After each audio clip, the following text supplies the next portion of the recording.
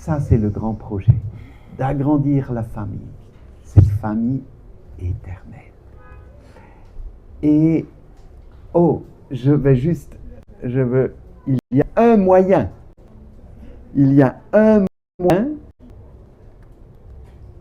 pour être membre de sa famille éternelle. Mais on va en parler plus tard. Le seul moyen pour être membre de sa famille éternelle, peut-être vous avez déjà une réponse, mais on va en parler après, au regard de ce que dit la parole de Dieu. Alors, nous avons précisé aussi que la famille est, tel que Dieu le veut, est un lieu de sécurité, un lieu on a confiance en l'avenir, et où on se prépare pour entrer dans l'avenir. Et il y a bien sûr la dimension de la foi. C'est un lieu qui pose les fondations, où il y a la transmission des valeurs et où on acquiert aussi les briques et les outils pour construire une vie, pour que les enfants aient cette dimension de se lancer dans la vie, de s'ouvrir à la vie, et parce que dans la famille, il y a des liens tellement forts qui sont posés. Essayons de réfléchir un peu ce que représentent les liens familiaux que nous avons connus. Quelle est la portée qu'ils ont pour toute notre vie? En général, c'est quand même des liens très forts. Ça peut être des liens douloureux aussi, qui eux aussi ont des conséquences. Mais la force de ces liens est constructive. Elle nous permet d'entrer dans la vie.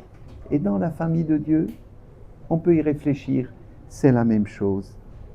Alors, vous savez, être fils et être fille dans la famille de Dieu, être dans la maison du Père, alors vous vous imaginez ce que ça nous donne comme moyen pour être parents et pour accepter cette grande mission que de conduire et d'ouvrir à la vie nos enfants. Voilà. Des liens très forts. Alors nous avons aussi évoqué tous ces héritages qui nous sont donnés. La plupart sont très forts, sont précieux, sont riches. D'autres peuvent être oppressants, peuvent être difficiles, peuvent nous mettre des barrières quelque part aussi. Alors on va revenir sur ça. On a entre autres parlé des liens d'âme. C'est des liens profonds qui sont à reconnaître parce qu'ils peuvent être une entrave aussi.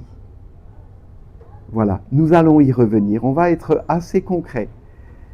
Bien sûr, on va également, oui, ce que je voulais dire aussi, le mot El Shaddai, vous le savez sûrement, veut dire Dieu Tout-Puissant.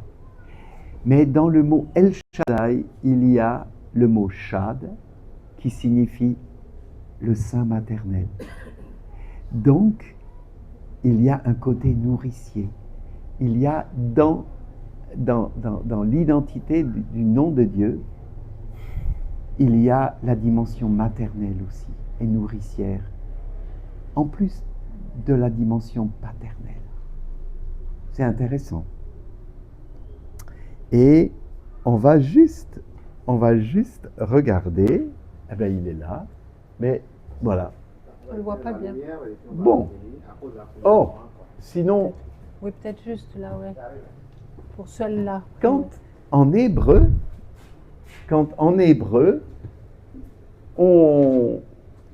ah, très bien. Ah oui, c'est bien comme ça. Le Père aime, regardez, en hébreu, ça s'écrit. Alors, moi, je ne connais pas l'hébreu. Je ne connais pas l'hébreu, mais ça s'écrit Ha'av. Donc, c'est le père. Ahav, c'est aime.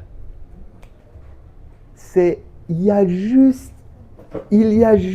la différence d'un souffle, un mouvement. C'est pratiquement le même mot. Le père aime, regardez, ça s'écrit pareil. Donc, dans le cœur de père, il y a profondément cette dimension de l'amour. Un tel amour. Le père aime, Ha'av, Ahav. Je ne sais pas si je l'ai prononcé correctement, mais on le voit que dans l'identité. Voilà, très bien. Pauline, je te donne le relais. Ok. Voilà. Alors, je sais que plusieurs d'entre vous sont rentrés du travail. C'est la fin de la semaine. Sûrement, vous êtes fatigués aussi. Hein? Mais je crois que Dieu voit, il sait votre fatigue et tout ce que vous donnez. Hein? Et j'espère qu'il va vous donner quelque chose pour ce soir. Je le sais. C'est son désir, en tout cas. Alors, je voulais reprendre cette image-là. Pareil, non, il vaut mieux. Vous voyez ? Ça va bien. Ok, ça marche. Voilà, je disais que l'importance pour démarrer une famille, c'est de visiter son histoire. Et comme j'ai expliqué un petit peu, voilà, il y a des fois des souffrances, voire des traumatismes qui se passent dans les familles et qui peuvent nous impacter à la 2e et 3e génération. Donc, dans Exode 34, au verset 7, il est écrit « Je conserve mon amour jusqu'à la 1000e génération. Je pardonne le crime, la faute, le péché, mais je ne tiens pas le coupable pour innocent. Et je punis la faute des pères sur leurs descendants jusqu'à la 3e et même la 4e génération. » Ça, c'est sous l'ancienne alliance. Et on sait que effectivement, ce qui se passe dans nos familles, ça a des conséquences. Mais la bonne nouvelle, donc ça c'est un autre, ça veut dire qu'il peut y avoir un lien comme ça qui se transmet. Mais Jésus a dit, moi je suis venu pour libérer les captifs. Il est venu pour libérer les captifs. Alors, cette parole de l'Ancien Testament, elle se transforme. Et parce que je voulais nommer des choses qui peut-être peuvent faire écho dans vos histoires personnelles. Comme par exemple, c'est vrai, des fois, il y a des malédictions qui se transmettent. Parfois, tout à l'heure, Reine a parlé des avortements qui se transmettent et ça se rejoue de génération en génération.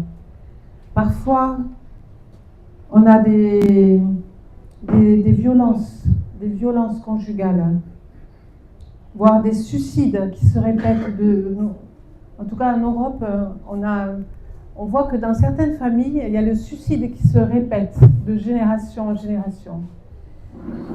Les secrets de famille, l'orgueil, la toute-puissance, les abus sexuels aussi. Ça a des conséquences sur les générations d'après. Et d'où l'importance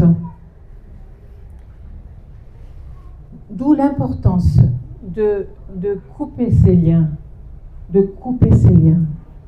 Et il y a un verset qui dit, on en a parlé hier aussi, je vous dis en vérité, ça c'est Jésus qui parle dans Matthieu 18, versets 18 à 19. Je vous le dis en vérité, tout ce que vous liez, le verbe lier sur la terre sera lié dans le ciel. Et tout ce que vous déliez sur la terre sera délié dans le ciel. Je vous le dis encore, que si 2 d'entre vous s'accordent sur la terre pour demander une chose quelconque, elle leur sera accordée par mon Père qui est dans les cieux. Et là, peut-être qu'il y a des choses qui font écho dans vos familles, Et je propose, alors c'est bien de le faire avec quelqu'un, avec un témoin, qui est un témoin qui dit, ok, aujourd'hui tu as déposé ça, tu as coupé ce lien. Et pour le faire, il y a une méthode mémotechnique pour se souvenir. On appelle les 4 R. Les 4 R. Ça veut dire, ben voilà, demander pardon. Voilà, moi je l'ai fait par rapport à mon grand-père. Au nom de ma famille, c'est pas moi qui l'ai fait, bien sûr, mais je crois que ça compte. Dans Néhémie, quand il est venu reconstruire la muraille à Jérusalem, il a reconnu le péché de ses pères et il a demandé pardon à Dieu. Je crois qu'on peut reconnaître le péché de nos pères, de la génération. On sait que la vie n'était pas facile pour eux, mais c'est bien de reconnaître. La première chose, se repentir au nom de la famille. Ça veut dire aussi, par exemple, je n'ai pas parlé de ça, mais s'il y a eu des pratiques occultes, qu'il y a eu, voilà, par exemple, pour Dom, il y avait un don de guérison qui se transmettait de génération en génération, qui ne venait pas de Dieu. Et là, lui, il a demandé pardon, il a coupé ça, il a renoncé à ce don-là. Mais ça n'empêche pas aujourd'hui de prier au nom de Jésus pour les gens. Ce n'est pas lui, mais c'est au nom de Jésus. Et après, on remplace le 3e R. On remplace, par exemple, s'il y a une malédiction, on la remplace dans la bénédiction. On appelle la bénédiction de Dieu sur la famille. Et ensuite, on rétablit notre identité de fils. Et c'est à partir de dans le mot rétablir, il y a le mot établir. C'est-à-dire, je m'établis dans la maison du Père. Je reviens vers le Père. Je rentre dans la maison. Je reste pas sur ça. Je rentre et je suis établi dans qui je suis. Libre. Je suis libre, établi. Et ça, c'est très important. Donc, c'est 4 R comme ça. Alors, si vous pensez à quelque chose, c'est vrai qu'on nous a demandé si on pouvait avoir comme ça des entretiens pour peut-être régler des situations. Alors, on n'est pas là très longtemps. Peut-être que vous allez avoir des personnes dans la relation d'aide qui peuvent être là juste pour que vous puissiez déposer. Il faut qu'il y ait un témoin. Vous dites aujourd'hui, je ne sais pas quel jour on est là, on est le vendredi, quelle date ? 31. Le 31, aujourd'hui, le 31 juillet, j'ai coupé, j'ai renoncé, j'ai appelé la bénédiction, j'ai demandé pardon avant. Et je rentre dans la maison, j'ai enlevé ce vieil habit. Alors là, on le fait par rapport un peu à la verticalité, ça veut dire par rapport à nos ascendants. Et après, on va le faire par rapport aux liens qu'on peut avoir, des choses qui nous lient dans notre présent. Ça, c'est plus vertical, dans les relations. Ça, c'est un deuxième temps. Donc, si vous êtes d'accord, je ne sais pas, qu'est-ce que tu penses, Reine, mais moi, je me disais peut-être 2 par 2. Si vous avez une situation où vous avez besoin d'un témoin, juste de dire, OK, il y a ça dans ma famille, je demande pardon, l'autre personne écoute, elle est le témoin, je renonce, je remplace et je m'établis, je rentre dans le royaume. On peut prendre un petit moment, je vous propose peut-être 5 minutes, ça va pour vous? Vous mettez par 2, peut-être je ne pense pas plus de 2, si ça va, est-ce que ça joue ou bien vous préférez voir des personnes après? On essaye comme ça. Si vous avez une personne vers qui vous allez plus facilement, ou si vous avez quelque chose là tout de suite, on vous laisse un moment, vous gérez comme vous voulez. On fait comme ça? On vous laisse un petit moment. Ça va? Ok.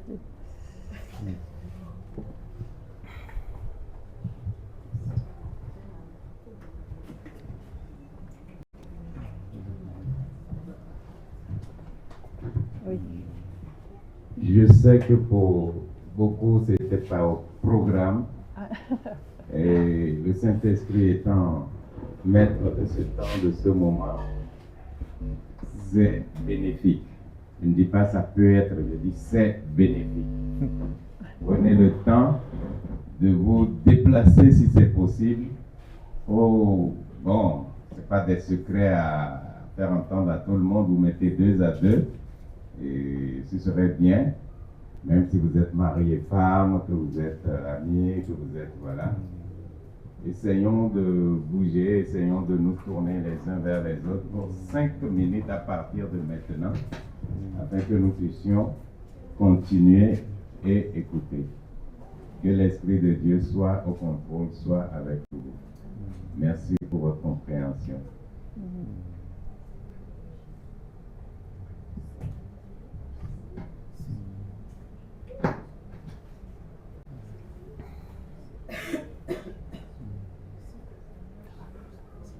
On peut prier, Seigneur, que tu nous aides.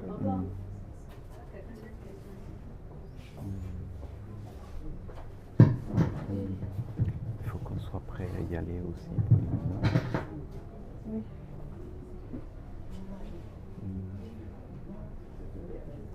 Tu n'as pas montré celui-là. Mais c'est après maintenant. J'ai dit les verticales, après on voit les lignes dernières. Oui, le débat est là, la question est là. Je ne connais pas la personne, je ne connais pas tout le monde. Oui. Est-ce qu'elle est assez mature, cette personne, pour Oui. pouvoir, Oui. m'aider, pour pouvoir... Est-ce que les responsables sont les mieux placés pour nous écouter? Est-ce que tous ceux de jeunesse en mission qui sont là peuvent simplement lever la main une seule fois? Bon, le problème c'est d'avoir dit, si vous n'êtes pas à l'aise, comme on le dit, voilà, le témoin peut ne pas être une personne, mais le Saint-Esprit, vous le faites asseoir et vous parlez avec le Saint-Esprit. Il entend. Voilà. Et puis vous pouvez si c'est pas tout de suite maintenant, vous pouvez le faire, mais que plus tard, hein, trouver la bonne personne. Il n'y a pas de souci. Hein, c'est important. Mais que réaliser l'importance, si le Saint-Esprit est venu vous parler, vous dire quelque chose là, dans ce qui a été nommé, les témoignages, que vous puissiez dire, ok, ça je vais faire pour Pauline. Oui. Vas-y. Oui, il est juste. Ces 5 minutes-là, on peut vraiment aussi rentrer en soi, être à l'écoute, être prêt à poser cette question et recevoir une compréhension. Est-ce qu'il y a un lien là? Un lien dans cette ligne voilà, qui est transmis. C'est vrai que retenez-le bien, mais aussi par la suite, il est possible de faire cette démarche-là avec les 4 R devant témoin. Voilà, mais ça peut être juste un temps pour être à l'écoute maintenant pour le vivre. Voilà. On va pas tarder non plus. Oui. Nous savons tous, on nous a dit hier de visiter notre histoire. C'était un des points forts de la journée d'hier. Nous savons aussi que le sang d'Abel crie. Et il nous est dit dans Hébreu que le sang de Jésus-Christ crie plus que le sang d'Abel et parle en notre nom. Donc nous devons, comme les 4 R nous le disent, remettre à Jésus-Christ tout ce qui a été commis par nos ancêtres, tous les liens, toutes les attaches, tout ce qu'ils ont fait et qui nous suivent parce que nous avons leur sang, et couper désormais cette relation. Parfois ça n'a l'air de rien, mais c'est ça qui nous poursuit, c'est ça qui nous empêche, c'est ça qui nous bloque, c'est ça qui nous hante même à certains moments. Mais sachez que le sang de Jésus-Christ crie beaucoup plus. Et soumettons-nous à Jésus-Christ afin que son sang lave notre lignée depuis le haut jusqu'à nous. Amen. De façon verticale et de nous jusqu'à la descendance, comme le schéma précédent le montrait, de façon horizontale. Ouais. Encore 2 minutes s'il vous plaît. Ouais.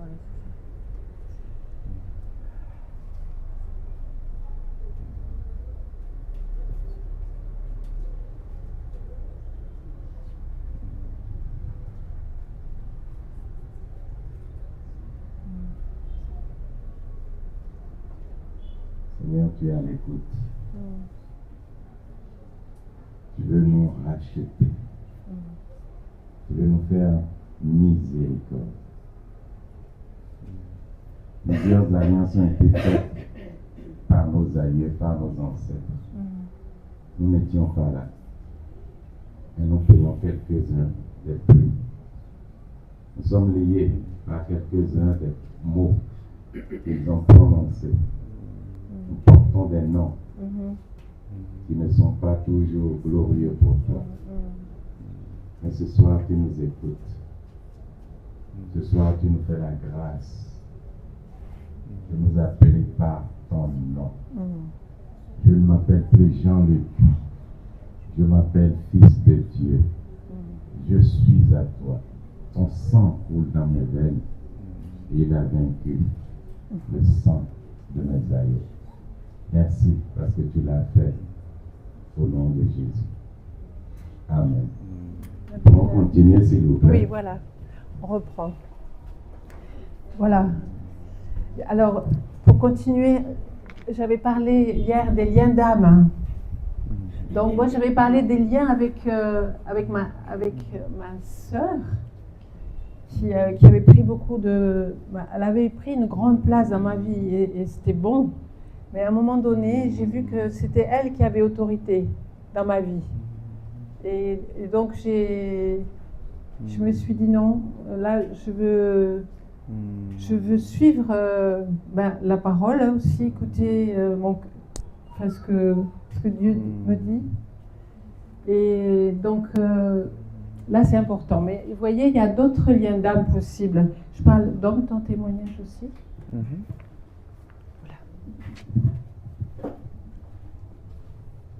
Alors effectivement, je peux apporter un témoignage. Je voudrais juste dire que je veux honorer ma maman pour ce qu'elle a été, pour ce qu'elle m'a donné, pour plein de choses que j'ai reçues d'elle. Je pourrais aussi dire que ces souffrances passées, entre autres familiales, et ces grandes souffrances familiales et ces grandes souffrances liées au temps de la guerre, ont sûrement aussi amené des choses, des liens d'âme profonds et qui ont été assez douloureux, qui pouvaient être assez douloureux, probablement, pour son entourage. Alors, donc, je pourrais dire qu'il y avait un tel gouffre en elle, un besoin d'amour, un besoin de reconnaissance, un besoin d'être soutenue, d'être portée, et y compris par ses enfants, d'être mis en valeur. Mais c'était absolument impossible de répondre à son besoin, de répondre à son attente, de pouvoir combler en partie ce qu'elle demandait. Et ça a créé des relations particulières et des liens faussés aussi, parce qu'il n'y avait pas de limite, il n'y avait pas de différence. Voilà, il y avait trop d'attentes. Pour nous, c'était on ne donne jamais assez. Il n'y a jamais assez. Donc, beaucoup de culpabilité aussi, et des mots des fois très difficiles quand on ne pouvait pas répondre, combler. Je voulais dire aussi que elle était toujours connectée avec les ancêtres et je dirais même communiquer avec eux, particulièrement dans les rêves. Et c'était quelque chose qui était là et qu'il a fallu couper. On ne peut pas entrer, on ne peut pas répondre, on ne peut pas... Voilà. Je vous donne des éléments où j'ai dû couper des liens d'âme, prendre position et dire non, ça ne m'appartient pas. Je ne peux pas entrer dans ce qu'elle attend, ce qu'elle voudrait de moi. Voilà. Je donne quelques éléments, Bien sûr, parce que ça pouvait aboutir au contrôle ou à une forme d'emprise. Et là encore, un lien de dépendance qui n'est pas juste. Voilà. Ok. Voilà. Et là, sur le dessin, on voit aussi que donc ça peut être un parent, ça peut être voilà, quelqu'un de proche, des fois un ami, mais ça peut être aussi un partenaire sexuel hors mariage. Et ça crée, on dit, Dieu a dit que si on devient une seule chair, c'est un corps, âme, esprit. Ça veut dire que on se lie aussi au niveau de l'esprit. Et que ça, c'est important aussi. Dans son histoire, quand on démarre un couple, quand on démarre une famille, on s'engage. Mais peut-être que dans nos histoires avant, c'est important de couper des liens d'âme. Parce que ça reste.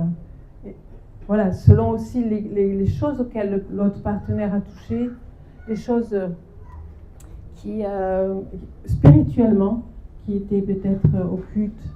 Voilà, ça interagit. Voilà. Donc, qu'est-ce qu'il faut? C'est pareil là aussi, très simplement, c'est un peu la même démarche. C'est dire, ok Seigneur, je te demande pardon pour ces liens que j'ai autorisés dans ma vie. Je me repens, je coupe le lien au nom de Jésus, parce que Jésus est venu libérer les captifs. Et je redonne, si on parle du couple là, je redonne à la personne ce qui lui appartient. Mais je reprends aussi ce qui m'appartient. Je redeviens une personne entière. Ça, c'est important. Et ça, c'est des choses auxquelles on ne pense pas forcément, mais qui comptent. Ça veut dire, c'est rentrer dans cette nouvelle étape de la famille, d'avoir des enfants libres. Je suis libre. Je suis libre. D'être qui je suis, établi.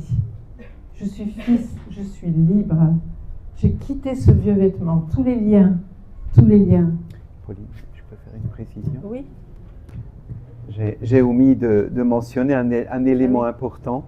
C'est, je pense que j'aurais pas pu entrer dans la dimension du mariage et dans la dimension familiale si je n'avais pas coupé ce lien.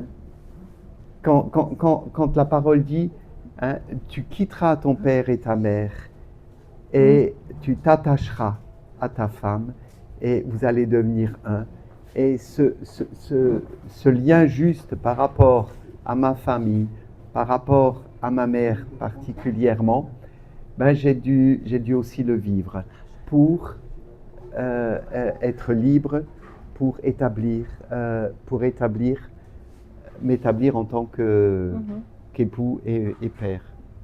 Voilà, puis là encore sur le dessin, ça peut être une autorité professionnelle, hein, un patron qui prend le pouvoir sur nous, enfin, dans le sens où on devient un peu soumis sous une emprise. Ça peut être un professeur. Enfin, je veux dire, il faut être libre. On est fils du Dieu vivant. Un enfant aussi, hein? Son propre enfant. Ou on peut aussi mettre une emprise sur un enfant. Et puis on a beaucoup d'attentes sur lui. C'est nous qui, du coup, mettons un lien sur un enfant. Et là, voilà. Ça, c'est aussi, il faut réfléchir parce que nos enfants, ils ne nous appartiennent pas. On est appelé, alors bien sûr, on a beaucoup de choses à leur donner. On est appelé à les accompagner, mais on est appelé à les libérer. L'amour libère. L'amour libère. Oui? Je voulais juste faire une doléance pour. Après, c'est lui qui avait posé la question hier. Ah! Et maintenant, il vient d'arriver. Quand on est en Ah! train de dans l'inscription. Oui. Est-ce que. Oui. Si les gens acceptent de revenir encore là-dessus. Ok, je reviens un petit peu en arrière parce que notre frère avait posé la question hier pour préciser un petit peu les liens d'âme, c'est important. Donc, voilà, on peut avoir un lien d'âme avec, souvent, c'est vrai qu'avec une mère, par exemple, les liens sont tellement forts que quand on rentre dans le mariage, le lien il reste. Moi je connais, en France, j'ai une amie, tous les jours elle appelle sa maman. Et en fait elle est plus liée à sa mère qu'à son mari. Et Dieu nous dit, tu quitteras ton père et ta mère et tu te lieras à ta femme et à ton mari. Et donc, ensuite, donc moi je parlais, ça veut dire, mais qui a autorité? Est-ce que c'est ma mère qui a autorité ou est-ce que c'est mon mari qui a autorité? C'est intéressant comme question, hein? Et puis, voilà, moi hier j'avais donné le témoignage de ma sœur, mais j'ai parlé aussi d'un lien d'âme avec un partenaire sexuel hors mariage, peut-être avant mariage. Même des fois, c'est comme si les personnes sont c'est un corps, âme, esprit. Et ça veut dire qu'il faut couper, c'est un lien aussi spirituel avec ce que la personne a touché, elle. Ça veut dire si elle était dans l'occultisme aussi, si elle était dans des choses, dans les pratiques, ça vient aussi. Donc c'est important de couper ça. Et donc, comment couper? Ça veut dire je me repens, je coupe le lien au nom de Jésus parce que Jésus est venu libérer les captifs. Je redonne à la personne ce qui lui appartient, je reprends ce qui m'appartient. Et puis je garde cette tunique, je suis établie dans qui je suis libre. Est-ce que ça va comme ça? Ça est clair? Ça est clair? Ok. Après, on a vu aussi que souvent, pour bien rentrer dans la dimension de la famille, des fois, on ne réalise pas, mais on a des choses difficiles qu'on a vécues. Dom a parlé de souffrance. Et puis, des fois, il y a des non-pardons. Il y a des non-pardons auxquels on n'a pas pensé. Peut-être que j'ai vécu des choses très difficiles, des traumatismes, des abus, des choses vraiment compliquées. Et est-ce que j'arrive à rentrer dans ma vie familiale en pardonnant? Alors c'est très difficile, hein, il y a des situations tellement difficiles que Dieu nous demande quelque chose là. Mais, voyez, dans le mot pardon, il y a le mot don. Et en vérité, avec l'expérience, je vois que le pardon, c'est un don de Dieu, c'est un don pour soi. Ça veut dire, c'est Dieu qui va juger. Moi, il y aura justice. La justice se fera. Mais moi, en fait, vous voyez, l'offenseur là, celui qui a fait du mal, il est dehors. Il s'en fout. Et moi, en fait, avec mon amertume, il y a marqué amertume ici. Il y a marqué répétition. Parce que si on ne pardonne pas, les choses, elles se répètent. Donc, souvent, ça revient. Et du coup, pour entrer dans la vie familiale, c'est important de réfléchir. Est-ce qu'il y a des situations tellement difficiles que je n'ai pas pardonné? Et en fait, si on regarde bien encore, ici, il y a une clé. C'est la clé pour ouvrir. Et celui qui est enfermé dedans, il peut attraper cette clé. Et sur cette clé, il y a marqué pardon. C'est le pardon. En fait, c'est soi-même, on peut se sortir de la prison. Mais le non-pardon, c'est une vraie prison. L'amertume, les choses se répètent, ça revient, je ne m'en sors pas. Donc ça, c'est aussi quelque chose de très important. Très important. Donc tout ça, voilà, à être accompagné, hein, être accompagné. Et puis encore, le vieil habit, hein, on est toujours un peu dans le vieil habit, là. Souvent, on croit des mensonges. On croit des mensonges sur soi. Et par exemple, moi, je m'appelle Pauline, ça veut dire Paul dans la parole. Paul, c'est le petit. Le petit. Donc moi, j'étais la 4e, très tard. Tout le monde m'appelait la petite. Et dans ma tête, j'étais la petite. Et mon mensonge en moi, c'était moi, je ne suis pas capable. Les autres font mieux que moi, Dieu n'a pas besoin de moi. Et puis un mensonge, c'est une image. En bas, il y a marqué, c'est un mensonge qui nous amène sur des chemins mortifères. Il y a marqué mort. Par exemple, une parole. Je crois, je suis chrétienne, Dieu m'aime, oui, mais. oui, mais comme tout le monde, je ne suis pas plus importante que les autres.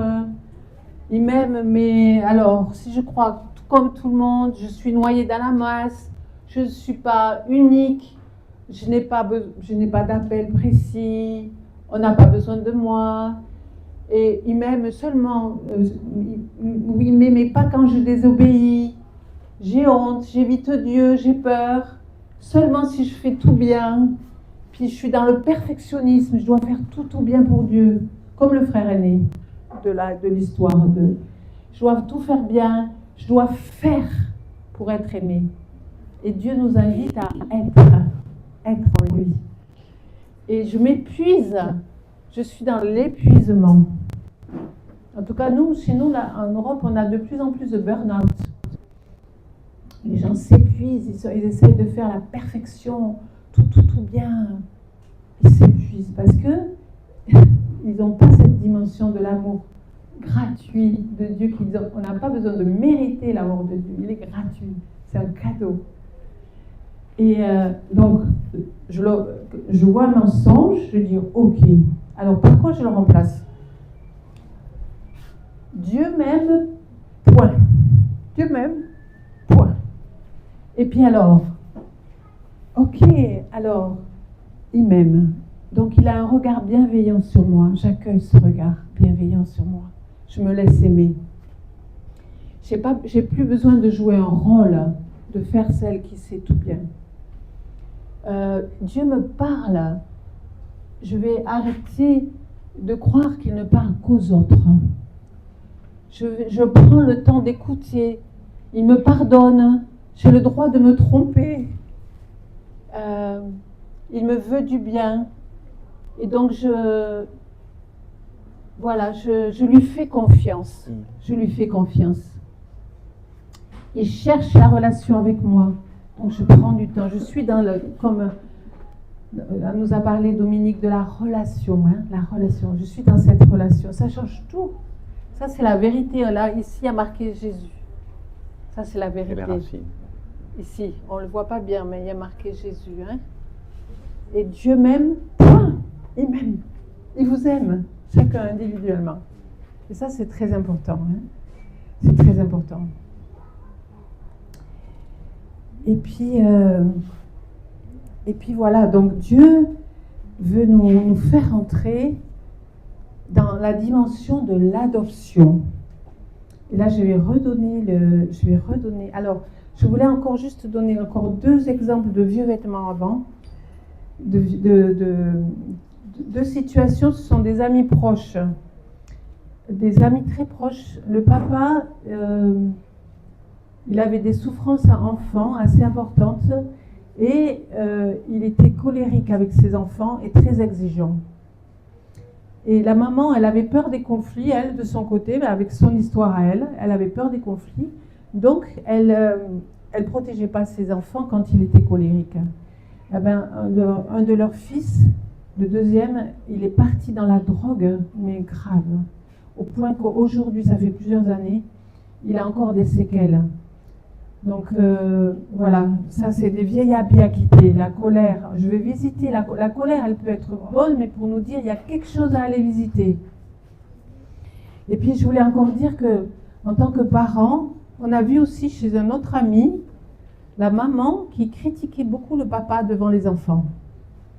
Et en fait, on a vu que les enfants ont besoin de s'identifier positivement aux parents. Donc, je vous invite en particulier les mamans à mettre en valeur le papa et vice-versa. Marie, mettez en valeur votre épouse devant les enfants. Dites à maman, t'as vu comment elle a fait ça bien? Ou papa, t'as vu? Ou bien là, il a un moment difficile, mais t'as vu ses qualités. Et ça construit les enfants. Ils peuvent s'identifier aux parents et grandir sainement, avec confiance dans la vie. Vous voyez? Donc, les critiques, attention. Voilà. Mais je vais donc passer, c'est le nouvel habit, l'adoption.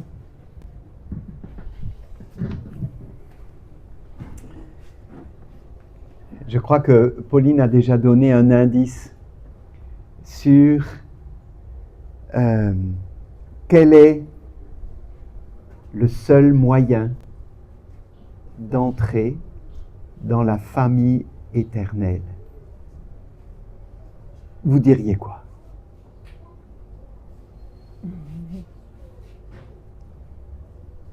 On parle, puisque Dieu a ce grand projet de recevoir dans sa famille chacun, toutes ses créatures, revenir à la maison, rentrer dans la maison du Père, goûter à sa présence, être dans une relation vivante.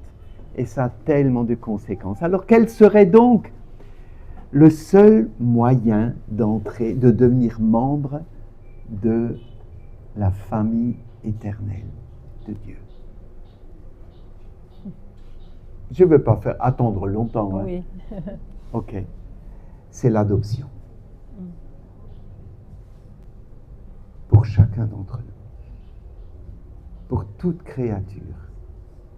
Et l'adoption, vous vous rappelez, dans le jardin, le brisement ultime que représente la séparation, quand Dieu ne pouvait plus rejoindre l'homme, qui a cette relation qui s'est brisée, eh bien, en Christ, la relation a été totalement restaurée, totalement. Et cette nouvelle relation qui nous est destinée, c'est l'adoption. Et on va le voir. Alors, bien sûr, on ne peut pas dire des choses comme ça sans lire dans la parole tout cela. Mais sachez que le droit romain, dans le droit romain, donnait la personne, le jeune qui était adopté, avait plus de droits que le fils légitime physique. Parce que le fils légitime pouvait être déshérité, mais pas la personne adoptée. Ok, donc il y a aussi cette histoire d'héritage. Bien. Alors, on va lire déjà quelque chose d'intéressant. En Jésus, Dieu nous a élus avant la fondation du monde pour être ses enfants d'adoption. En lui, nous sommes aussi devenus héritiers. Vous vous rendez compte? Avant la fondation du monde, j'étais, chacun de nous, destiné à être ses enfants d'adoption. Et on peut vraiment dire, mais c'est le seul moyen d'entrer pleinement dans la dimension d'être membre de la famille éternelle. Voilà. Hein? Ok. On continue. Alors, dans Romains 8, en effet, tous ceux qui sont conduits par l'Esprit de Dieu, et vous n'avez pas reçu un esprit de crainte ou de servitude pour être encore dans la crainte, mais vous avez reçu un esprit d'adoption par lequel nous crions « Abba, Père ». Abba, c'est... Attendez, pour traduire Abba, c'est « Papa ». Et il faut le voir, hein. Moi, je l'ai vu en Israël, ce mouvement de l'enfant vers son père, quoi. Voilà. Ok, j'espère que j'ai bien traduit. L'Esprit lui-même rend témoignage que nous sommes enfants de Dieu. Or, si nous sommes enfants, nous sommes aussi héritiers. Héritiers. D'accord? Alors, donc, nous passons sur Jean 1.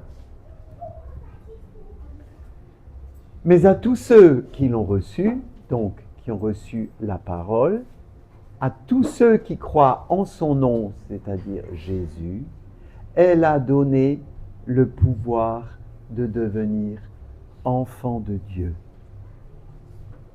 lesquels sont nés non du sang, ni de la volonté de l'homme, mais de la volonté de Dieu lui-même.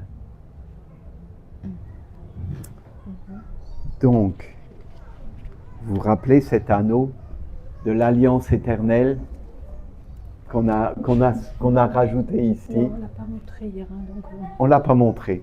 On l'a rajouté ce soir. De prendre, de recevoir l'anneau.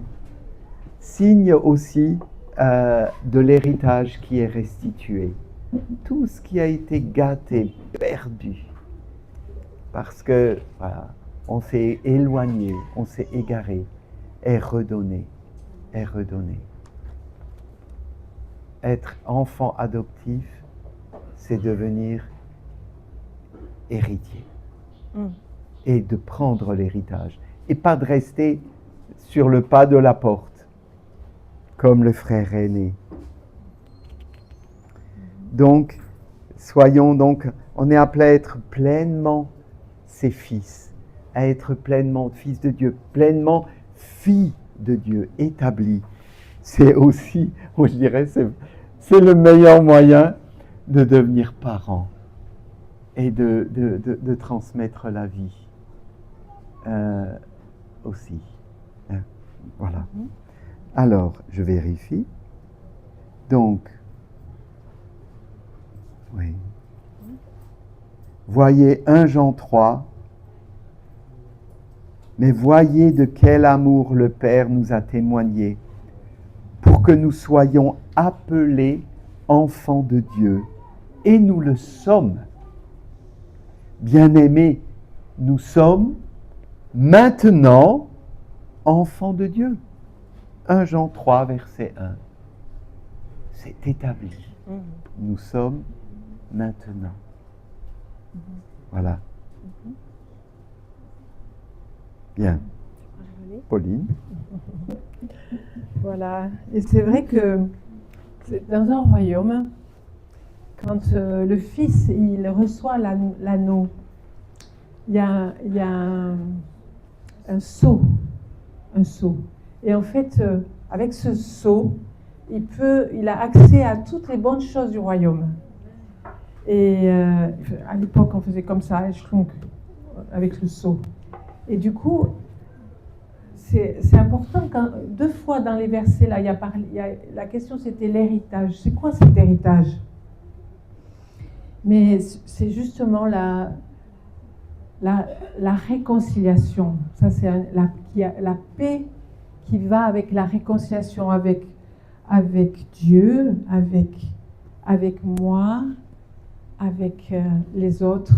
Je me réconcilie. C'est la paix de s'être réconcilié. Et c'est la joie de le connaître. La paix, la joie, ça fait partie de l'héritage. C'est le conseil que je peux recevoir de la parole de Dieu. Il y a tellement de sagesse dans la parole de Dieu. Il y a cette alliance éternelle. Ça m'ouvre les portes de l'éternité. C'est incroyable. C'est incroyable. Et puis les sandales. Il lui dit, allez lui chercher les sandales. C'est que quand on mettait les sandales, ça veut dire que je ne suis plus esclave. C'est fini. Maintenant, je suis fils. Voilà, donc là... Et puis, ils sont rentrés dans la salle. Ils ont tué le veau gras. Ils se sont réjouis. Et le père, il a vu que le fils aîné était en colère encore. Ah. Souvent, ceux qui font tout juste, c'est eux qui ont le plus de mal en vérité. Et là, il y a un passage qui dit, dans la parole, qui dit, mais le père, il sort de la salle des fêtes et il dit à son fils, je t'en prie, entre. Il dit au fils aîné. Donc c'est pour les deux fils de venir se réjouir dans cette salle avec Dieu, la joie malgré les circonstances. C'est pas une joie qui dépend des circonstances. Et voilà que donc on arrive à la partie, qu'est-ce que ça a changé pour nous? Qu'est-ce qu'on a essayé de mettre en pratique dans la vie familiale? Alors, on vous rassure, on n'est pas devenus des parents parfaits. Et ça, c'est bien. On s'est dit, on est à l'école et on essaye de faire de notre mieux. Et justement, une des choses qu'on a mis en pratique, on s'est dit, on ne va pas leur dire tout ce qu'ils doivent faire, tout ce que dit la Bible. Peut-être qu'ils pourront témoigner de ça, j'espère. On ne va pas leur dire tout. On va essayer de le mettre en pratique. On va essayer de vivre les valeurs de l'Évangile. Et puis, la première des choses, c'est le grand commandement. Vous le connaissez, hein? Les 2 premiers commandements, c'est quoi? Voilà, tu aimeras ton Dieu de tout ton cœur, de toute ton âme, de toute ta pensée. Voilà. Donc ça, on a essayé de vivre ça. Aimer Dieu, aimer sa parole. Ok. Et après, tu aimeras ton prochain comme toi-même. Et là, ça nous a interpellés. On s'est dit, ok, comme toi-même. Ça, on oublie souvent. Les chrétiens, on a été éduqués pour s'occuper des autres. On nous a dit, tu dois faire ça, tu dois prendre soin des autres, tu dois servir, tu dois faire. Mais on a découvert l'importance, parce qu'en tant que parents, on est très occupés. On travaille aussi, on a les enfants, et on n'a pas beaucoup de temps pour soi. Alors, on a commencé à mettre une règle où on a priorisé, ok, Dieu en premier, et ça paraît égoïste, mais ça ne l'est pas, en vérité. C'est soi d'abord. C'est comme dans l'avion. Quand on monte dans l'avion, ils nous disent, vous prenez-vous d'abord l'oxygène, comme ça vous pouvez vous occuper des autres après. Donc, ok, on s'est dit, alors on va prendre du temps pour soi, on s'est organisé pour avoir des temps pour soi. Moi, par exemple, quand les enfants étaient petits, je prenais souvent 2 temps de retraite dans l'année pour me ressourcer, pour prendre du temps avec Dieu, pour me faire du bien. Et Dom, il faisait ça aussi. Dans la journée, un petit moment, ou dans la semaine. Et ça a été très important. Si moi, je suis bien, si je règle ce que je suis en train de vivre, j'ai des choses difficiles, mais je m'en occupe. Si j'ai des émotions, je les traverse, je m'en occupe, je demande de l'aide si j'ai besoin. Je ne suis pas toujours en train de dire, c'est pas grave, je ferai après. Non. Je prends soin de moi. Et même si je travaille, c'est une organisation. Après, le plus proche, c'est le conjoint. Et là, on a vu l'importance de la collaboration. On est les 2 ensemble, donc on prend soin de l'autre. Comment tu vas? Qu'est-ce qui se passe? Comment je peux t'aider? Comment on peut se soutenir? Et on prend chacun sa place de parents. C'est pas juste tout l'un ou tout l'autre, c'est ensemble. Et on voit comment. Alors, souvent, la charge de travail peut-être est plus importante pour l'un, et du coup, ça va, c'est ok, l'autre fait plus, mais quand même, chacun prend une partie. Ça, c'est important. Et puis après, les enfants. Puis, le ministère ou le travail. Et ça, c'est très important. Nous, on a vu beaucoup de missionnaires où ils faisaient passer les gens, les personnes, avant les enfants. Et les enfants, c'était toujours les derniers pour qui on prenait soin. Et on a vu des fils, enfin, des enfants de missionnaires cassés. Les enfants de pasteurs aussi, très difficile. Parce qu'ils doivent montrer l'exemple. On entend beaucoup d'eux, on a beaucoup d'attentes. Et ils passent derrière. Et on a vu des enfants de missionnaires, des enfants de pasteurs, ils ont quitté Dieu. Parce que pour eux, concrètement à la maison, c'est ok, c'est toujours les autres avant nous. Voilà. Voilà, après on a essayé de mettre la joie dans la maison. Alors comment mettre la joie dans la maison? Plein de choses, plein de petites choses. Mais par exemple, chaque semaine, on faisait une soirée pizza. Et puis avec des jeux. Chaque semaine, soirée famille, un bon film. On met la joie. Et puis on se réjouit de cette soirée. Et puis, on a essayé aussi de prendre des vacances, enfin on l'a fait en particulier une fois, ensemble. Et on l'a fait dans le cadre des fabricants de joie, avec le Next Wave. On est allés tous en famille sur le bateau.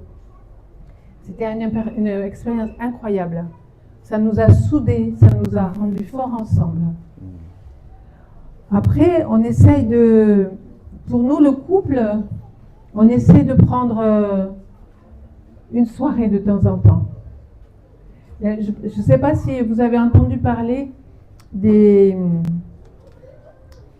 langages de l'amour. Vous en avez entendu parler, hein? Ok. Donc voilà. Pensez à un petit bouquet, à un petit service rendu. Ça aide beaucoup.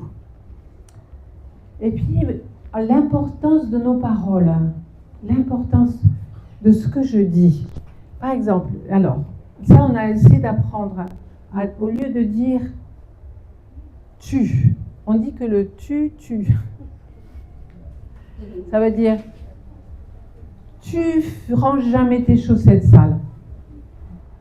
Tu es comme ta tante. Voilà. Et en gros, on te dit, tu vas devenir comme elle. Et souvent, là, il y a des problèmes derrière.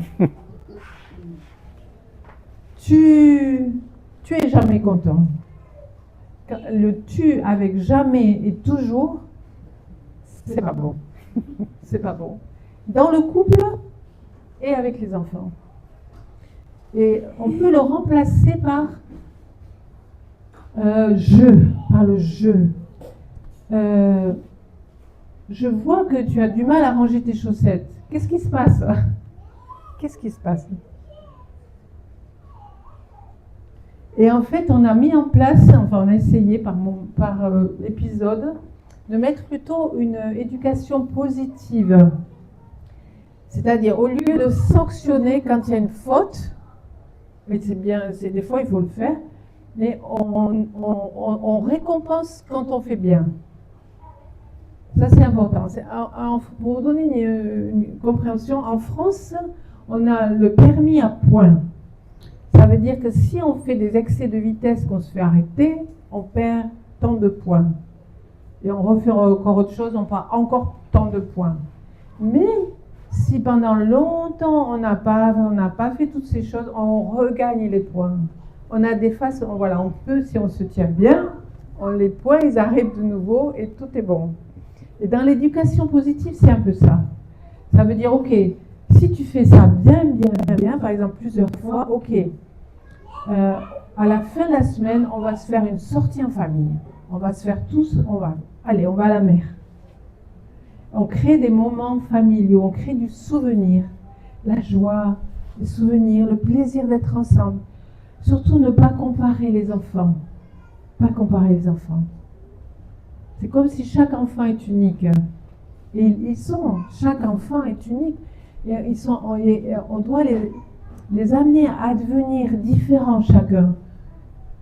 Moi, ma mère, elle me disait souvent, fais comme ta sœur. Comme elle faisait tout parfait, elle me dit, juste fais comme elle. Je dis, mais je peux pas, je suis pas ma sœur. C'est laisser chaque enfant advenir qui sont, avec ses dons. Il y en a un qui a peut-être reçu 5 dons, l'autre il en a reçu 2, l'autre il en a reçu 3. Mais les encourager à, qu'est-ce que tu fais avec ce don? Allez, on va faire quelque chose avec ce don. Ton avenir, fais confiance. Voilà, je disais, l'importance aussi d'en parler de la famille, un lieu de sécurité. Ça veut dire un lieu où on accueille les émotions. Ok, la tristesse. Même, on dit souvent, les garçons, il ne faut pas qu'ils pleurent. Non, à la maison, tu as le droit de pleurer. On accueille ta tristesse. Qu'est-ce qui se passe? J'ai vécu des choses difficiles à l'école. Alors, on va prier pour ça. On va te souvenir. Et ça, on aimait bien en famille, avoir des petits moments, par moment, une réunion de famille. Allez, réunion de famille. On aimait bien dire, alors, est-ce que tu peux dire ton haut et ton bas? De quoi tu es reconnaissant? Qu'est-ce qui est difficile pour toi en ce moment? Et souvent, on était étonnés de ce qui sortait. parce qu'on n'avait pas eu le temps d'entendre, par exemple, le plus jeune, qui ne parle pas beaucoup, ou bien là, on lui donne la parole. Qu'est-ce qui est difficile en ce moment? Et on leur a appris aussi à écouter. On prend un temps d'écoute. Est-ce que Dieu veut nous dire quelque chose en famille, avec les enfants? Et c'est vrai que, voilà, je me souviens en particulier de Mathéo, notre plus jeune, tout petit. Une fois, il avait reçu l'image d'un aigle. Il a dit, on priait pour le papa. Il a reçu l'image d'un aigle, mais ça lui parlait tellement, ça l'a touché, voilà.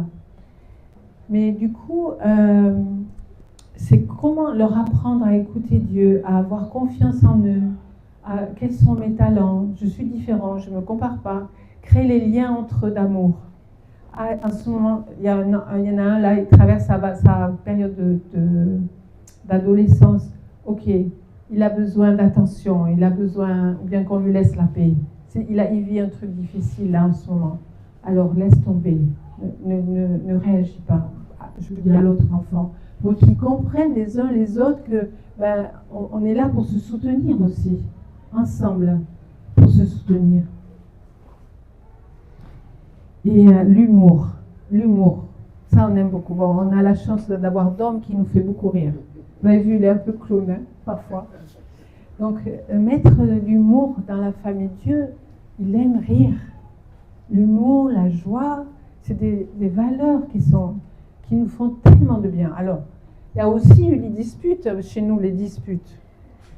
Ça c'était quelque chose d'un peu difficile, pour moi en particulier. Mais en fait, c'est une façon pour chaque enfant de trouver sa place. Chacun essaie de dire, c'est ma place, c'est ma place. Et c'est important, c'est une école. Ok, c'est une école. Et là, il faut, par exemple, si moi je suis la 4e dans la fratrie, ma position dans la famille, je suis la 4e. Inconsciemment, je vais peut-être favoriser le 4e, inconsciemment. C'est des choses qui se passent. Mais c'est bien de se dire non, c'est pas juste. Il faut que je favorise l'autre aussi, c'est pas juste.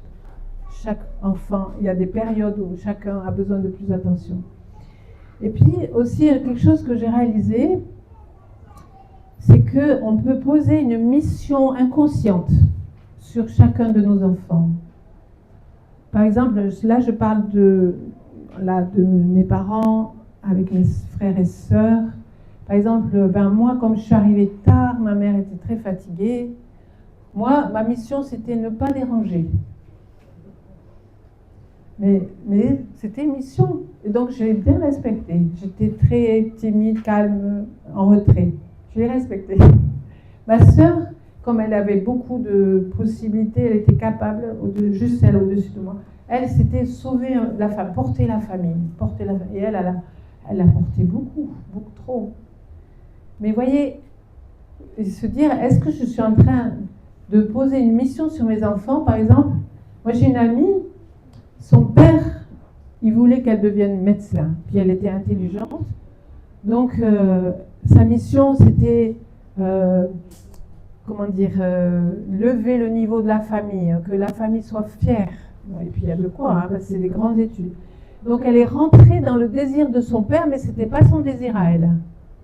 Et elle a fait toutes les études, elle est devenue médecin pour se rendre compte que ce n'était pas pour elle. Et finalement, elle a eu 5 garçons. Et puis, elle est restée avec bonheur à la maison. Et puis, elle s'est mise à peindre. Et pour vous dire, voilà, comment je peux rentrer dans le désir de mon parent pour que lui, mon parent, s'accomplisse à travers moi. Ça arrive tellement souvent. Et alors, l'amour libère. L'amour libère. Pour que chacun devienne profondément advienne.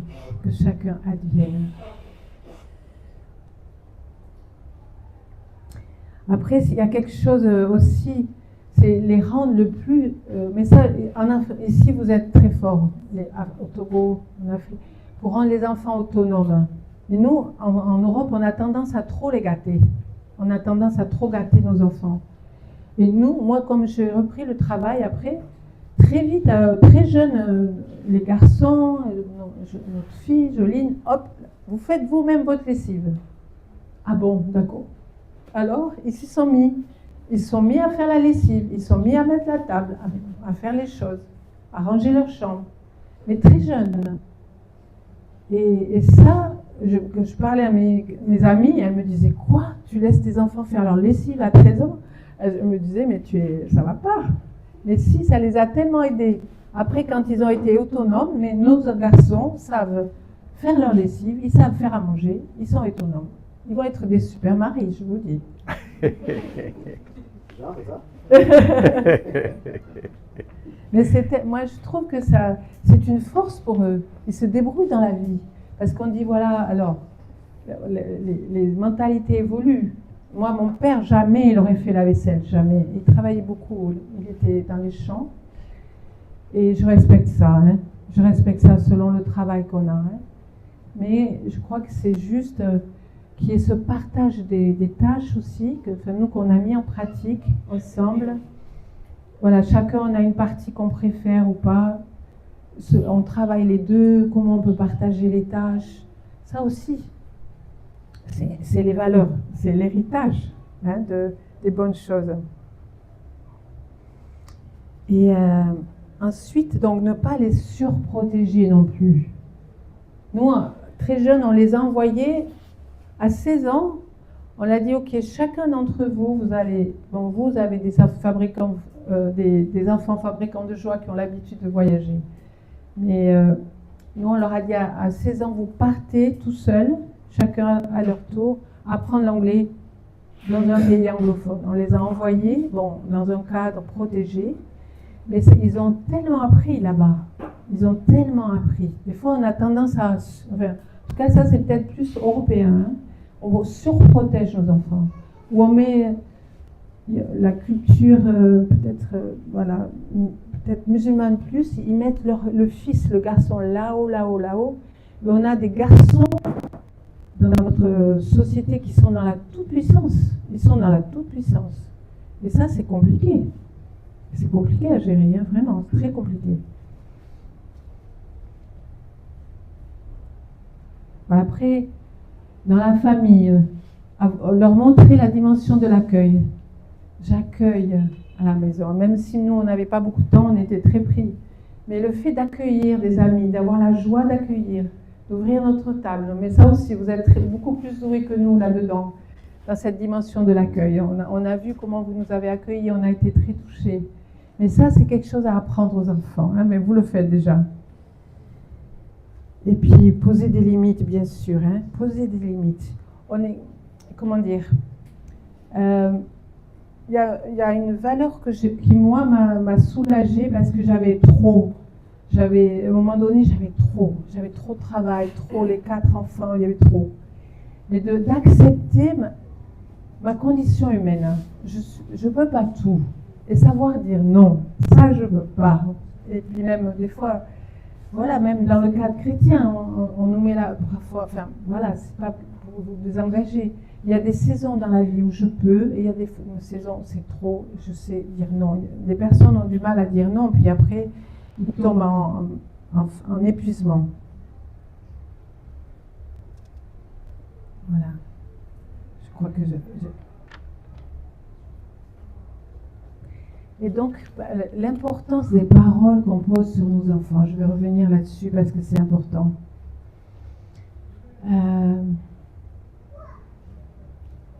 C'est important, vous voyez, la proclamation de la parole de Dieu à haute voix. C'est quelque chose qu'on a commencé à pratiquer. Et des paroles de bénédiction. Je te bénis. Tu es mon fils bien-aimé. Tu vas y arriver. Tu es capable. Dieu est avec toi. Dieu t'aime. Tu es une belle personne. Vous voyez, des paroles positives. J'ai confiance. Oui. Et confiance. Et confiance en Dieu. Et confiance aussi dans ce que Dieu a déposé dans ta vie. Et il y a, dans la parole, c'est dans C'est dans Genèse 12. Il y a Dieu qui dit à Abraham, quitte la maison de ton père et il y a marqué ça, c'est dit en hébreu, l'era, va vers toi, vers le pays que je te montrerai. Et donc c'est inviter nos enfants à aller vers eux-mêmes. Va vers toi, mais ça veut dire nous aussi. Nous aussi, on doit aller vers qui je suis profondément. Qu'est-ce que Dieu a déposé dans ma vie? Aller vers mon identité profonde. Vers le pays que je te montrerai. Avec les dons que Dieu a déposés dans ma vie. Voilà. Et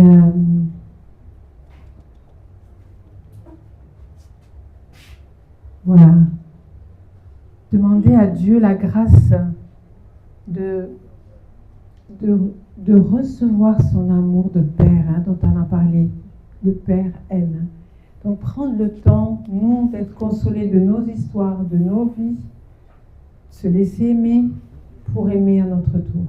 C'est seulement si on reçoit, si on fait bien le ménage au-dessus, on démarre une nouvelle lignée.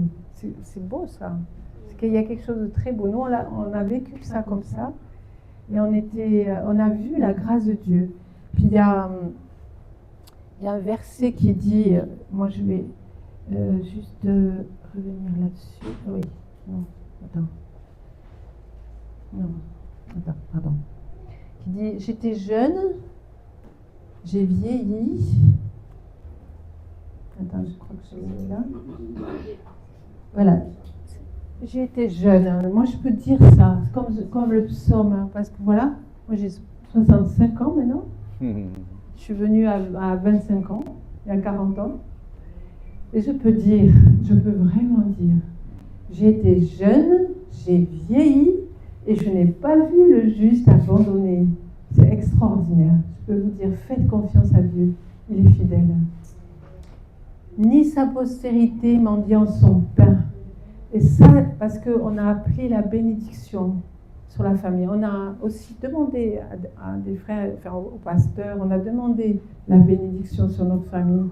On l'a reçue et on voit l'abondance, la vie, la réussite qui est... on a aussi, moi, du côté de mon papa, il y avait la bénédiction qui était là. Et on l'a reçue pour la famille, pour toute la famille. Et... voilà, je vais passer la parole à Dom pour conclure. Donc on arrive à la conclusion. Le Père aime. C'est ce que Pauline vient de dire. Savez-vous que la veille de sa mort, Jésus parle à tous ses disciples réunis. Il va forcément dire les choses les plus importantes à dire. On est d'accord, Et il va, le mot, un des mots qui revient le plus souvent, c'est le Père aime. Mais le deuxième mot, c'est demeurer. Demeure. Être dans la maison du Père. Demeurer. À votre avis, allez, je vous pose une question. À votre avis, dans Jean 14 et dans Jean 15, combien de fois est utilisé le mot demeurer? Dites, qu'est-ce que vous en pensez? Combien de fois, à votre avis? Combien? Plusieurs fois. C'est une réponse. C'est la première. 5. 5 fois. 8. Demeurer. On est la veille de sa mort. Il va dire les choses les plus importantes. Est-ce que c'est votre dernier mot? 8 fois. 8 fois 18. 18 fois. Vous allez vérifier vous-même. Et c'est plus encore parce que le mot est sous-entendu. Demeurer est sous-entendu. Ok. 18 fois. Alors, je vais... Ok, on est dans la conclusion, on est d'accord. Je vais vous montrer quelque chose. Il parlait à ses disciples. Bon, Je vais vous montrer quelque chose que j'aime bien. D'abord, je vais vous poser une question et vous allez me dire si j'ai bien prononcé. Fiasame. Fiasame. Pardon, hein. J'ai un peu... Ouais, c'est bien, bravo. Ça va? Ça va, oui, oui. Ok. Eh bien, dans Jean 14 et 15, il parle de la maison du Père. Fiasame veut dire la maison du roi. Je vais vous montrer quelque chose que j'aime bien. Je vais vous montrer un vrai courrier, un courrier du roi. Le tampon qu'il y a là-dessus, c'est maison du roi. Ça venait du roi lui-même. Louis XVIII, c'est un roi français, hein, voilà. Et c'est soit directement du roi, soit de son secrétariat le plus proche. Bien, j'ai perdu un truc. J'ai comme ça, c'est pas grave, j'ai comme ça un courrier aussi qui dit ministère de la Maison du Roi 1817, soit écrit par le roi, soit écrit par le roi, soit par son secrétariat. Voyez, dès qu'il y a le tampon rouge, c'est que c'est important. Voilà. Tout ça pour vous dire, le roi des rois vous connaît, chacun de nous. Il nous adresse sa parole, il nous envoie des messages, il nous parle. Sa parole est là pour nous parler. Recevez-le comme un courrier direct du roi des rois. Pour vous, il vous connaît. Alors, j'ai essayé de faire une lettre ancienne, comme ça. Je la fais passer, regardez les cachets. Le cachet va dire d'où ça vient. Et j'ai mis aussi la ficelle autour, parce que quand il y a un courrier important, on a de la ficelle et le cachet est dessus. Alors, vous allez juste ouvrir les décachetés et on va lire symboliquement une parole que le roi des rois nous adresse. Et il va continuer à nous parler. Et cette parole, elle vient de Jean 14 ou 15. Faites-le rapidement circuler. Hein? Et après, on va l'ouvrir et on va le lire. D'accord? On arrive à la conclusion, hein? Je vous promets. Hein? Voilà. Donc, le cachet parle de l'origine. Hein? Le cachet. Là, par exemple, il y a un cachet avec les épis. Comment on appelle ça? Le symbole royal. 3 épis, oui. 3 épis qui attestent vraiment que ça vient du roi.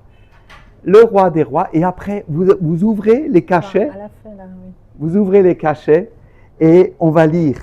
Alors peut-être pour avancer, je vais juste vous dire ce qui a marqué dedans. On va lire.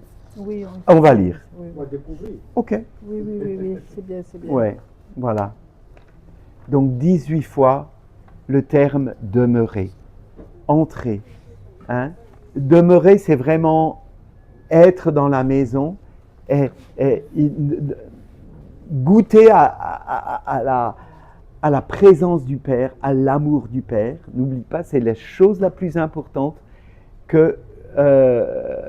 est communiquée par Jésus juste avant qu'il quitte. Je cherche où il est le courrier. Je vous laisse la paix. Ah, le courrier oui. s'est perdu? Elle est passée derrière. Ah oui, Ah elle est oui. passée derrière. Et quand moi je lis dans Psaume 107, et Dieu envoya sa parole et il les guérit, eh bien moi je vois un courrier qui, je le vois comme une lettre qu'il nous adresse. Il envoie sa parole et il nous guérit. Psaume 107. Bon, elle arrive au bout? Oui, elle arrive. Elle arrive. Elle vient d'où cette lettre? Oh, ça, c'est pas mal. C'est comme avant plusieurs fois demeurer. Elle vient d'où la lettre? Regardez bien. Le cachet. Ben oui, Voilà. Hein, on va le dire. Un cœur dans lequel il y a une croix. Un autre cachet, c'est un cœur où il y a le nom de Jésus. Un autre cachet, c'est avec un épi royal. Un symbole de roi. Maintenant, vous allez... Là, on va l'ouvrir et on va la lire. Fofone. Oh, ok. Va le lire. Je suis impatient, hein. Vraiment. Avec le micro. Je suis très impatient. Juste un exemple. Dieu connaît notre adresse et il nous parle. Il est le roi des rois. Il nous parle personnellement. Et sa parole fait son œuvre. Oh, il faut décacheter. Ça s'ouvre. Oui, c'est le moment. Vous avez vu que c'est adressé à tous ceux qui sont ici et à nous aussi. L'Académie des parents. À l'Académie des parents. Allez. On ouvre. Oh, oui, c'est un... Oui. Non. On décachette.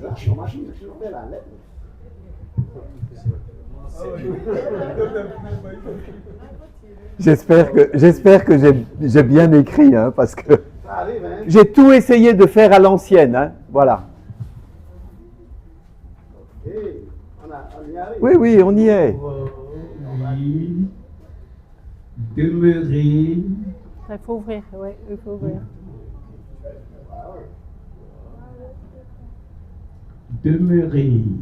Demeurer. Si quelqu'un m'aime, il gardera ma parole et mon Père l'aimera. Nous Habiterons. Je vais chercher dans mes papiers. Habiterons.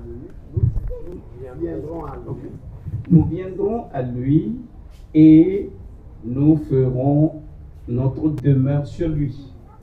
Jean 14, verset 23. Je ne vous laisserai pas orphelins. Jean 14, verset 18. Le cœur d'orphelin. Il nous a prédestinés dans son amour à être ses enfants d'adoption par Jésus-Christ, selon le bon plaisir de sa volonté.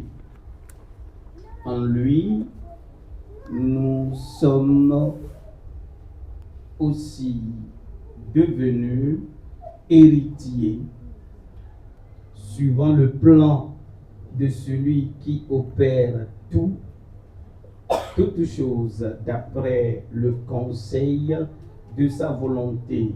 Dieu nous a élus avant la fondation du monde. Éphésiens 1. Voilà. Alors, voilà. Là, le premier verset, c'est « Si quelqu'un m'aime, il gardera ma parole. » Jésus lui-même le dit. « Si quelqu'un m'aime, il gardera ma parole, et mon Père l'aimera. Nous viendrons à lui, et nous ferons notre demeure chez lui. » La maison du Père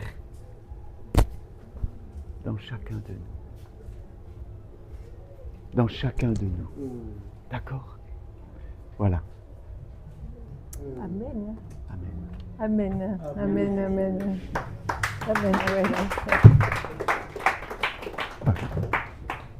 Je ne crois pas que vous avez applaudi, hein, je n'ai rien entendu.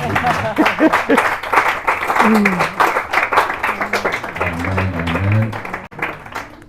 Bénissons le Seigneur qui a pris son temps pour nous aider à regarder à nous-mêmes, à nous tourner encore plus vers lui et à demeurer là où il nous amène, là où il nous veut. Merci beaucoup. Nous allons prendre quelques questions. Je sais qu'il y en a. Merci. Ok. C'est le papa Michel, parce que je suis pèlerin. Oui. Et la question que je voudrais que vous m'aidiez, parce qu'au vu de la présentation, en vous voyant faire, je me vois, je sens que je suis un père beaucoup plus dur au rigolo. Mais comparé à vous, il y a une certaine douceur chez vous. Mais comment je voudrais être comme vous en réalité. Donc, merci, c'est ma question. Je voudrais être comme vous. Alors là, merci Pauline, parce que... Alors, je crois que c'est important de ne pas se comparer. On a un tempérament, on a tous un caractère, hein, on est d'accord, différent, et des bonnes choses et des choses plus difficiles. On n'est pas parfait, hein. Ça je vous promets. Mon mari des défauts, j'en ai. Mais comment dire, les fruits de l'esprit. La douceur, c'est un fruit de l'esprit. La maîtrise de soi, la patience, la persévérance. Aidez-moi, il y en a 9. Hein. Il y en a 9. L'amour, la joie, la paix, la bienveillance. Mais comment dire, c'est si au fond de moi, j'ai pris le temps de me connecter au Père. Et des fois, je suis en colère, des fois, je suis triste, il y a des choses qui m'attristent, qui m'énervent. Je peux m'énerver, hein. Les gens me disent, toi, tu t'énerves pas. Si, je m'énerve. Mais dans le sens, je crois que ça, c'est quelque chose que j'ai appris assez tardivement. Mais longtemps, je me disais, ok, les émotions, tu les laisses à côté. C'est pas bon. Ça vient pas de Dieu, les émotions. Mais si, Dieu nous a créés avec les émotions. Donc, ok, j'ai de la tristesse. Des fois même, je comprends pas trop pourquoi. Je prends un moment, je m'arrête et j'écoute qu'est-ce qui se passe. Et en fait, ce verset-là que je vous ai donné tout à l'heure, va vers toi. Moi, ce que j'ai découvert, c'est que plus je vais vers moi, vers ce que je suis en train de traverser, plus je rencontre Dieu. Plus il me rejoint là. Il m'aide à traverser. Ça veut dire pas rester là au fond de cette émotion, mais la transformer. Dire, ok, ah oui, là j'ai été blessée. Ah oui, peut-être là j'ai dit quelque chose. Peut-être je vais demander pardon. Ah, peut-être je peux en parler. C'est important d'avoir un vis-à-vis. Moi, je vous encourage à avoir, je ne sais pas si dans vos églises vous avez ça. Moi, j'aime aller marcher avec une amie. Je lui dis, il y a ça dans ma vie. Est-ce que tu es d'accord de prier avec moi? Puis après, je te dis, ok, là, j'ai fait des progrès. Là, non. J'ai un vis-à-vis. Et elle aussi. J'ai un œil sur elle. Je dis, ok, on va prier pour ça. Mais dans le sens, si moi, au fond de moi, les choses se règlent, il y a une paix, il y a une détente et il y a la douceur. C'est les fruits. Mais je laisse l'esprit aussi à travers mon vécu. Et par rapport aux enfants, la grâce. Dieu, il a eu grâce envers moi. Moi, je ne suis pas... Voilà, il y avait des choses fausses. Dieu a exercé la grâce. Il m'aime tel que je suis. Il a pardonné mes péchés. Comment moi, je ne peux pas pardonner mes enfants? S'il y a trop d'exigences, l'enfant, il va obéir, mais par la peur. Et Dieu, il nous a laissés libres pour qu'on puisse l'aimer librement. Il nous a laissés libres. Et nos enfants, on ne peut pas les obliger à nous aimer. Mais la grâce, moi je dirais que la clé, c'est la grâce. La grâce envers soi-même. Se pardonner soi aussi, ça c'est très difficile, j'en ai pas parlé. On a parfois beaucoup de mal à se pardonner soi-même. Se pardonner soi. Quel est le regard de Dieu sur moi? Quel est le regard de Dieu sur mes enfants? Et ça change beaucoup les choses. C'est la pression qui s'enlève. Et puis, l'atmosphère spirituelle change et les enfants le sentent. Et excusez-moi, je fais un peu long, mais... Oui, c'est la conseillère en relation d'aide, là, qui vient. Mais moi, j'aime bien parfois, j'ai un petit livre avec des versets par thème. Et par exemple, si je passe une journée difficile, je prends les versets sur ce thème-là. Et je prends le verset et je marche dans mon appartement, on habite un appartement. Je marche dans mon appartement à voix haute. Je proclame la parole de Dieu dans chaque pièce. Je passe dans chaque pièce. Je proclame la vérité de Dieu. Et plusieurs fois, le lendemain, Dom m'a dit « Oh, j'ai passé un super temps avec Dieu ». Mais je crois que l'atmosphère spirituelle s'est libérée parce que j'ai pris la parole de Dieu à haute voix. C'est un secret, ça aussi. La grâce, quand moi je ne peux plus, parce que des fois je ne peux plus, ben je prends la parole au-delà des circonstances. Quelque chose? Merci pour la grâce qui s'est déchargée déjà sur maman. C'est déjà pas mal. On va laisser papa, peut-être papa, la question suivante. Merci beaucoup, mais peut-être avant la question suivante, je voudrais faire une petite contribution par rapport à la première question. C'est vrai que vous avez dit de ne pas se comparer, mais dans votre développement, j'ai compris quand même qu'il faut apprendre des autres. Oui, c'est vrai. Et je crois, par exemple, en venant à ce programme d'académie des parents, où il y a d'autres camps, père, enfant, et en parlant avec d'autres personnes, en faisant des réunions, en discutant, il y a de bonnes choses. Par exemple, que certaines personnes pratiquent. Oui. Par exemple, tout de suite, vous avez parlé des paroles valorisantes. Il faut valoriser les enfants, il faut avoir de l'humour à la maison, il faut faire de petites choses peut-être que on ne fait pas toujours. Mais quand on vient à ce programme, par exemple, on va à la maison, on essaie au moins 2 jours, 3 jours, et peut-être que ça disparaît après. Et puis, le temps de revenir encore, peut-être apprendre ou bien lire, ça revient. Donc, c'est une question aussi de continuer à faire les bonnes choses, de ne pas se fatiguer, même si on n'a pas forcément été moulé comme cela, parce que c'est de bonnes choses qui ont été peut-être pratiquées par des gens et ça a marché. On peut toujours. Non, mais oui, tout à fait. Tout à fait. Maintenant, ma question, c'est par rapport au lien d'âme, mais quand vous avez fait. Et j'ai noté une phrase, vous avez dit les enfants ne nous appartiennent pas, il faut apprendre à les libérer. J'ai suivi le développement.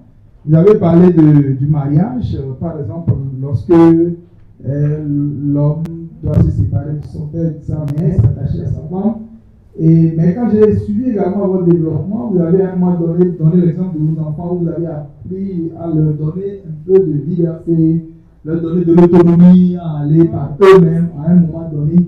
Mais la question que je voudrais poser, c'est comment arriver, par exemple, à protéger.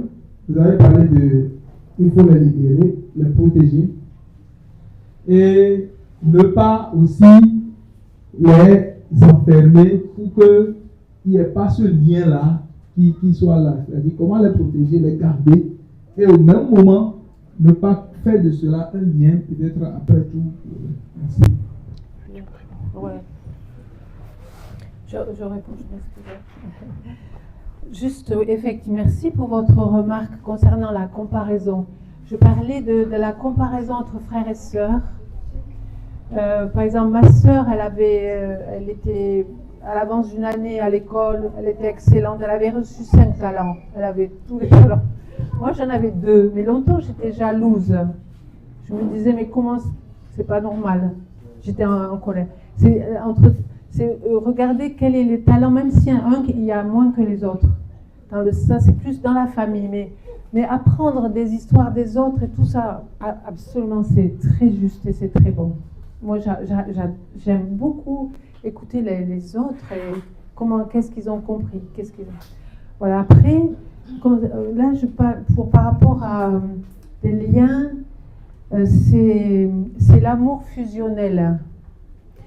Je parle de l'amour fusionnel. Souvent, c'est entre la mère et un enfant.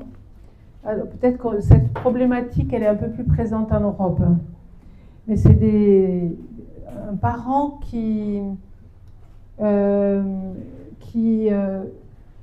son enfant existe pour lui.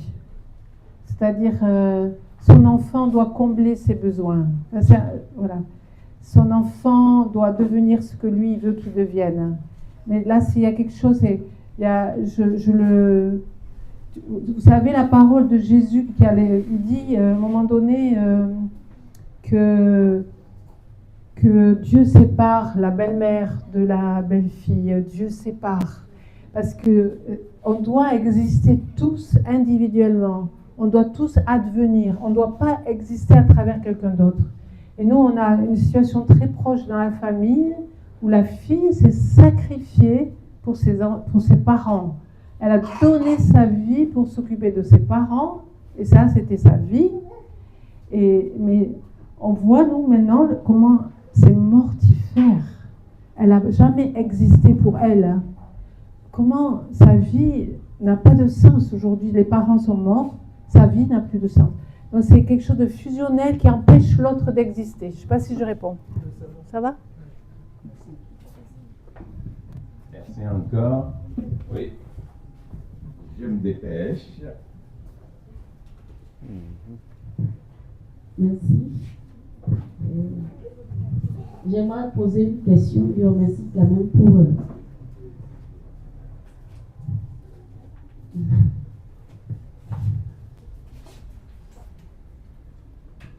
on vient d'apprendre que il faut mettre Dieu en haut, après soi-même, après son conjoint ou bien sa conjointe, et après les enfants. Bon, c'est ce que j'ai... Parce que c'est ça.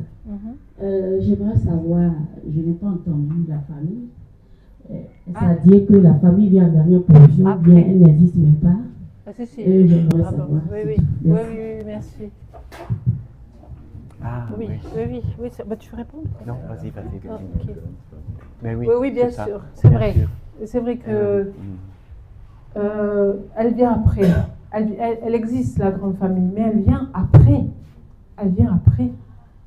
C'est d'abord, vous voyez, je prends soin de moi, c'est pas égoïste, je prends soin de mon conjoint, de mon mari, et lui de moi, et je prends soin de mes enfants, et après, la famille.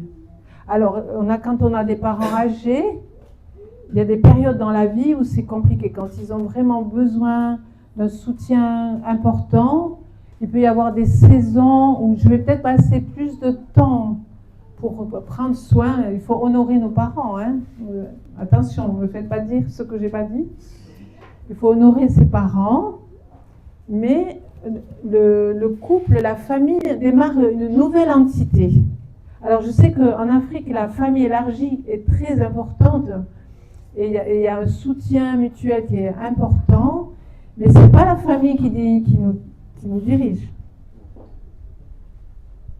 C'est important que vous existiez en tant qu'entité individuelle. Vous démarrez une nouvelle famille avec vos valeurs, avec ceux que vous avez choisis. Vous les aimez, vous les respectez, vous les honorez, mais d'abord votre mari, d'abord vos enfants. Enfin, d'abord, voilà. Ça va ?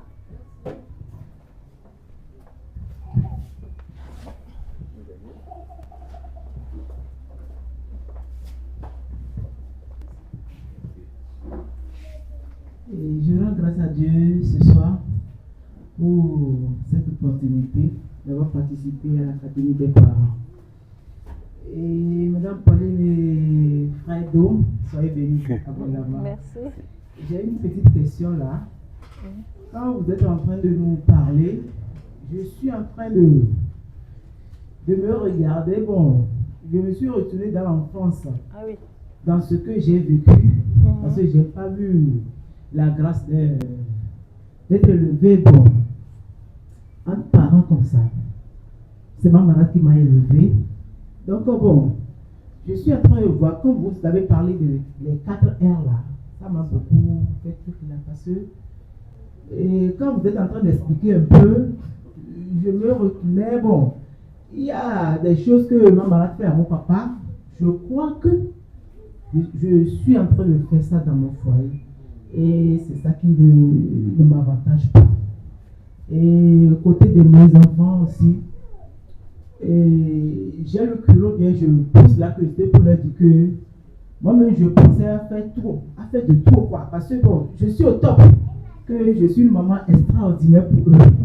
Parce que de gauche à droite, devant, derrière, bon, je cours, je tourne, bon, pour que le nom de Dieu soit glorifié dans leur vie. Et je rends grâce à Dieu aussi, bon, ils ne me laissent pas, ils sont en train de évoluer comme il le faut. Et pour les 4 R, je voulais poser une question. Pendant combien de temps ça peut prendre? Parce que le lien familial là, vraiment c'est quelque chose. Oui. Parce que ça part, ça revient. Tu te forces. Vous avez parlé tout de suite de la colère. Je peux dire que je suis grand-maman de colère.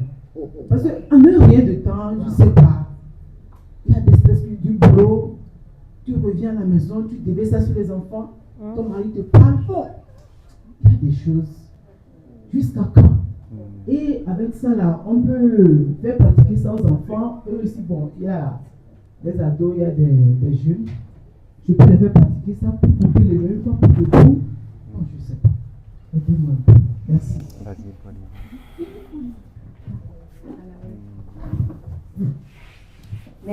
Merci pour ce partage. Parce que oui, on a 2 pieds sur terre connectés à la réalité de nos vies qui n'est pas facile. Mais voilà, on est aussi connectés au ciel, hein? On a les 2. Mais du coup,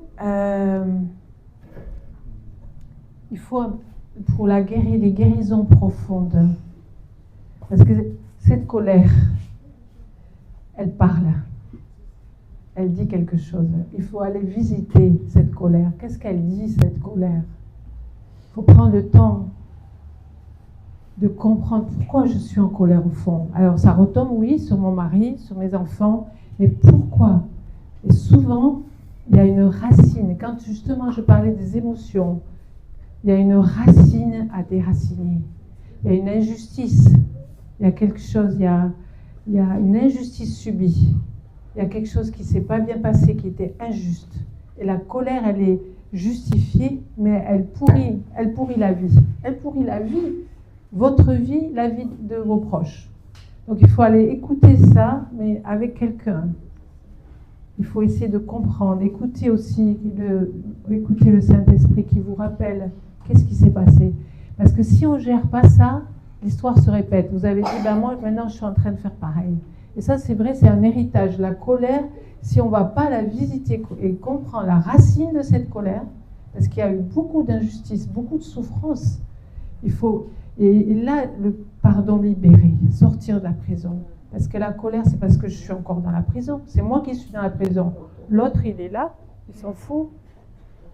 Donc ça, il faut aller visiter, mais ça peut prendre du temps de dire, ok Seigneur, aide-moi à libérer. Il veut me sortir de cette prison. Et du coup, mais, comment dire, pour faire là les 4 R, ça, c'est, comment dire, j'attends pas d'être prête de le faire. Ça, c'est j'obéis. Je le fais, même si je ne ressens pas encore. Ce n'est pas quelque chose qui est lié à ce que je ressens. Je le fais seulement si je le sens. Non. Ça, c'est Dieu qui me demande, ok, je me repens, je coupe, je délie. Ce qui sera délié sur la terre est délié au ciel. C'est marqué dans l'arbre de vie. Mais je le fais devant témoin. Parce que, comment dire, si je le fais moi toute seule, il y a l'ennemi, dans les pensées, l'ennemi me dit non, mais c'est pas vrai, tu l'as pas vraiment fait. Et puis cette blessure, elle est toujours là. Si je vais pas visiter la colère, ça guérit pas. Moi, je suis infirmière, donc quand on vient toucher la plaie, ça fait mal. Mais si on la désinfecte pas, elle guérit pas. Donc il faut venir aller désinfecter. Il y a quelque chose à visiter là. Et puis c'est vous qui allez démarrer quelque chose de nouveau pour pas que ça se reproduise. Et puis le perfectionnisme, c'est le fils aîné un peu quand même. Dans le sens rentrer dans la grâce. On est de sortir du faire. Alors il y a des bonnes choses, hein, mais je fais parce que j'aime Dieu, parce qu'il m'a, voilà, je sais que ça c'est mon talent, je sais que là je suis bonne, je suis équipée pour ça, là je peux répondre à ça, je le fais parce qu'il a déposé ça en moi, mais je suis pas là en train de dire il faut, tu dois être sauveur de la terre, tu dois sauver tout le monde, non, ça sur le long terme. Forcément, à un moment donné, le fils aîné était très en colère, très en colère, parce qu'il était dans le faire, mais il ne savait pas qui il était, être. Qui est-ce que je suis en Dieu? Dieu nous demande de rentrer dans la salle de fête pour être juste dans son repos, dans sa paix.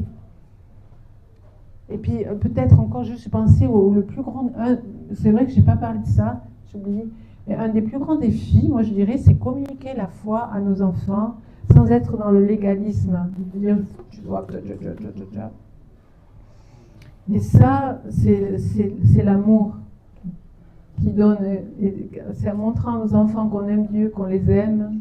Ben, je crois. Hein, j'aimerais bien que nos enfants disent comment ils ont eu envie de continuer à rester d'aimer Dieu, à aimer Dieu. Mais voilà, ça c'est un des plus grands défis de notre vie. C'était comment leur transmettre notre foi. C'est pas facile, hein? Et on a beaucoup d'amis qui, leurs enfants, ont tout quitté. Tout quitté. Voilà. Merci beaucoup.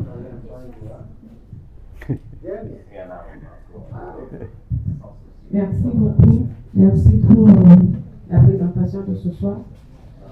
J'aimerais poser une question par rapport à la prison du non-pardon. Dans la prison, nous avons vu l'amertume et la répétition. J'aimerais savoir si les maladies générationnelles font partie des conséquences du non-pardon. Et si oui, comment les traiter pour pouvoir libérer les enfants. Je donne un exemple. Oui. Pendant mon enfance, j'ai été très malade. Donc, j'ai eu un premier enfant qui a été malade. Malheureusement, il est décédé. Mais actuellement, j'ai encore un enfant qui est malade. Et c'est presque les mêmes symptômes, les mêmes maladies. Donc, avant de me marier, on avait fait l'arbre généalogique. Et j'avais vu qu'il y a de pareilles choses dans ma famille. C'est vrai que j'avais prié par rapport à ça, mais je revois la répétition. J'aimerais savoir, est-ce que c'est le résultat de mon pardon? Merci. Merci. Ouais, oui. Mais voilà. Alors, ça me rappelle l'histoire de l'aveugle qui voyait pas, puis Jésus l'a guéri, et puis la question était, mais je crois les disciples ont demandé, mais est-ce que c'est parce que les parents ont péché qu'il était malade? Et il a dit non. Des fois, il y a des héritages aussi, des ADN. Enfin, il y a des choses qui se transmettent. C'est pas toujours parce qu'il y a un péché. Mais, comment dire, je pense que vous avez prié déjà dans ce sens-là. Des fois, c'est difficile. Hein. Par exemple, moi, j'ai une amie qui ne peut pas avoir d'enfant.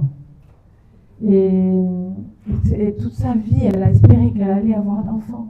Elle a dit, Seigneur, elle a prié, elle est vraiment dans la foi. Et puis, elle n'a pas obtenu. Mais c'est comme, je ne sais pas pourquoi, le mystère de la souffrance, de la maladie, c'est un mystère. C'est pas facile, hein, c'est pas facile. Mais des fois, Dieu nous trouve suffisamment courageux pour traverser, de garder la foi dans les situations difficiles, de garder la foi. Et il peut le faire quand même, voyez? Il peut le faire, il peut guérir quand même.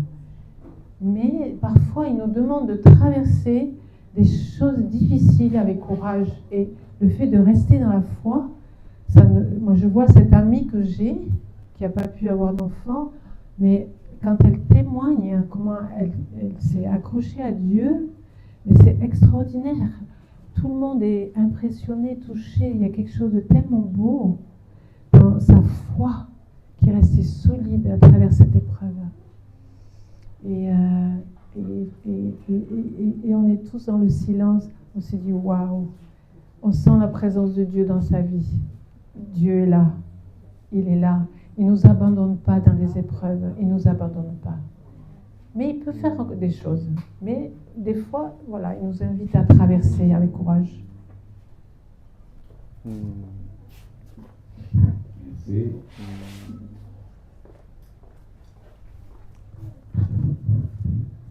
D'accord, merci beaucoup pour l'enseignement de ce soir.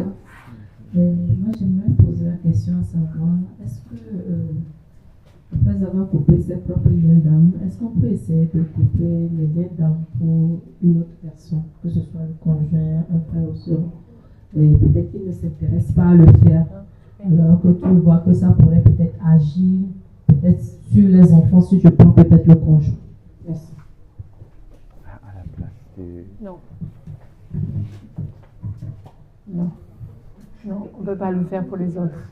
C'est-à-dire que c'est la personne qui prend la décision pour sa vie. Ça ne sert à rien de le faire pour les autres. Non. Chacun est responsable de sa vie. Si vous permettez. Oui, on peut prier pour que la personne soit mais on ne peut pas le faire pour elle. Si vous permettez un petit complément aussi, parce que les réalités africaines sont là. Oui, oui. Nous coupons des liens, oui. Mais il ne faut pas laisser. Parce que quand un esprit que nous avons renvoyé va errer, la Bible nous dit quoi? Il va chercher 7 autres et il va revenir. Donc la place que nous avons vidée, nous devons la remplir. Et la remplir par la seule personne qui est plus forte, Jésus-Christ. Il faut non seulement couper, rompre les liens, mais on a mis en bas établir. Pour ne pas dire réétablir. Le réétablir, c'est parce que l'amour de Dieu était là déjà. Maintenant, que nous en soyons conscients, que nous l'appliquions définitivement, réellement. Et je ne suis pas en train de vous décourager, mais c'est au jour le jour. Tous les jours, nous rencontrons des oncles qui sont fâchés parce que tu es chrétien, parce que tu ne viens plus au village, ou même quand tu viens au village, tu ne participes plus. Des gens vont dans les cérémonies où vous n'êtes pas, mais ils appellent vos noms. Ils parlent pour vous, mais qui répond? Appliquons tous les jours le sang de Jésus pour répondre à ces choses, pour les empêcher de revenir. Et je dis tous les jours. Et le reste, Dieu fait grâce. Dieu va et il nous connaît. J'aimerais poser une dernière question. On a suivi le séminaire. Parfois en couple, parfois tout seul. Au fil des jours, lui il a dit 3 jours, mais je vais être plus large. Au fil des jours, on a des attentes. On ne les voit pas. Est-ce qu'il y a des baromètres? S'il y en a, rapidement, succinctement. Et quels conseils? On sait qu'on doit persévérer, mais quels conseils pour attendre le temps de Dieu pour ces choses-là, pour la place de l'amour vraiment dans notre famille? Vas-y déjà, je prends ma prise. Ok. Alors, c'est vrai que quand ce que on vous a proposé de faire, c'est de poser un acte spirituel. Ça veut dire je coupe les mauvais héritages et puis je renonce et puis j'accueille la bénédiction. Et merci de préciser, oui, le sang de Jésus. Le sang de Jésus, ça c'est très important bien sûr. Mais alors, c'est un acte spirituel que nous posons, qui est scellé sur la terre et qu'on scelle au ciel, c'est par la foi. Il y a la dimension de la foi. Et là, je crois que c'est fait. C'est fait. Et maintenant, je marche en nouveauté de vie. Et peut-être je vais marcher 2, 3 pas et je suis encouragée, je vois des choses nouvelles. Peut-être qu'il y a un jour, ça va être un peu plus compliqué. Mais je fais un pas en arrière. Mais c'est OK, la grâce. Je me positionne en tant que fille, en tant que fils. Et pour ceux qui élèvent aussi leurs enfants seuls, c'est OK. Il y a le côté Dieu, il a le côté paternel, maternel, et puis vous pouvez l'avoir aussi, et c'est OK, et c'est OK. Mais j'avance un pas après, c'est la marche de la foi. Donc, c'est, comment dire, si vraiment je libère un pardon, peut-être ça va prendre du temps, mais c'est difficile de quantifier, mais c'est la foi. Je l'ai fait. Et je rentre dans la liberté des enfants de Dieu. Je suis libre. je suis digne, je suis fils, et maintenant, je vais chercher mon héritage. Vous vous rappelez le premier verset que j'ai donné, celui qui me cherche de tout son cœur, je me laisserai trouver.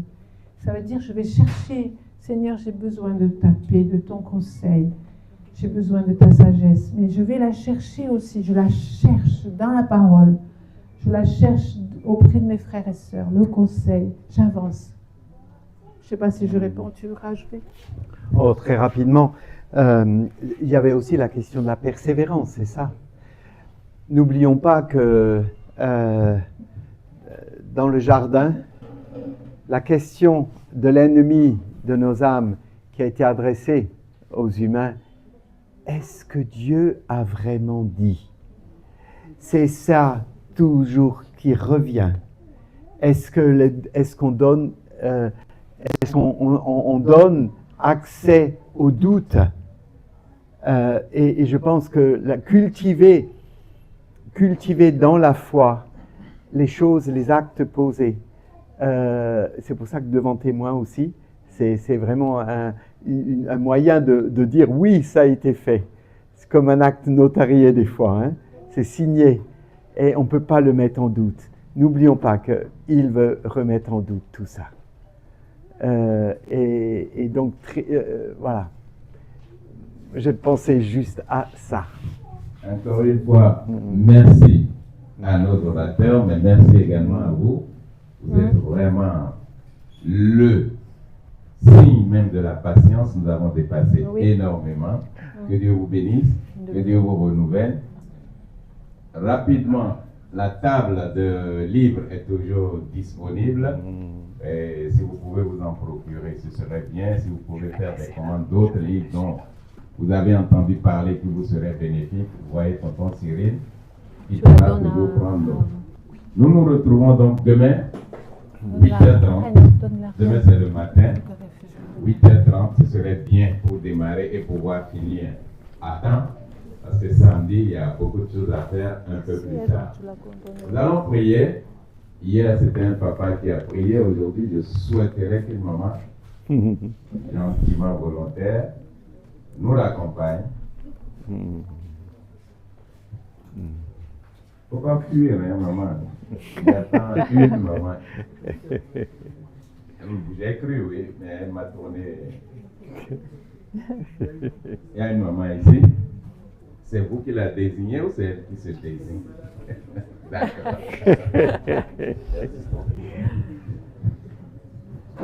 Merci.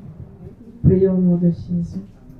Père, toi, forcé, Dieu de grâce, Dieu d'amour, nous voulons encore te dire merci, Père. Merci encore pour le dépôt de ce soir, Seigneur.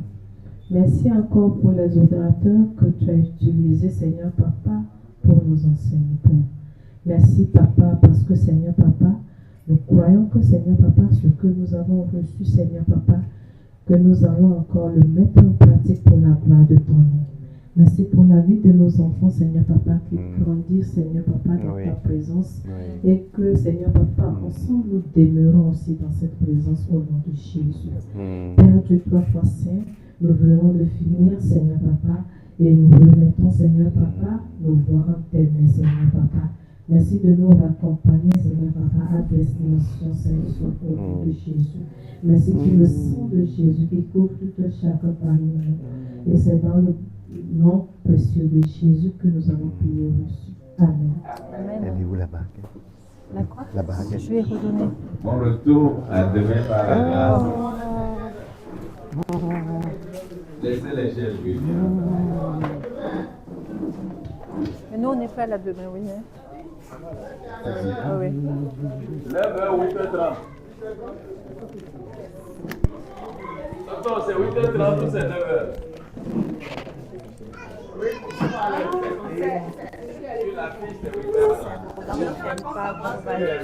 Tout de suite. Timothée l'a commandé. Tout de suite.